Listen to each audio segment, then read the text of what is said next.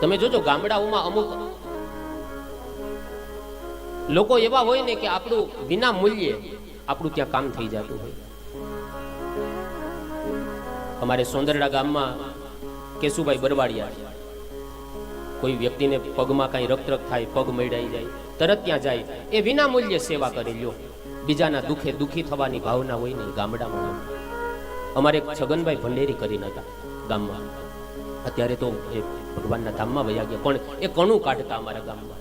જો એ વ્યક્તિ ધારે ને, દરરોજના લગભગ એના ઘરે 10-15 જણા આજુબાજુના ગામડામાંથી કણું કાઢવા માટે આવતા, કઢવવા.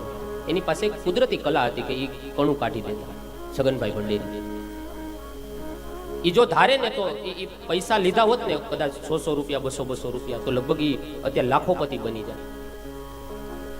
એવી એની પાસે કુદરતી કળા, પણ એક પણ રૂપિયો લેતા નહીં. અને કોઈ આપી જાય ને તો એ ગૌશાળામાં પહોંચાડી જાય. આ પ્રેમ, જો આ ગામડું, આ દયાભાવ એ ગામડામાં જોવા મળે. એ પણ અમારી કેશુભાઈ બરવાડિયા છે. પગમાં કાંઈ પણ તકલીફ થાય, કાંઈ હાથ મૈડાઈ જાય, એ તરત એની પાસે એ કુદરતી કળા હોય ને, સાજા કરી દે ત્યાં.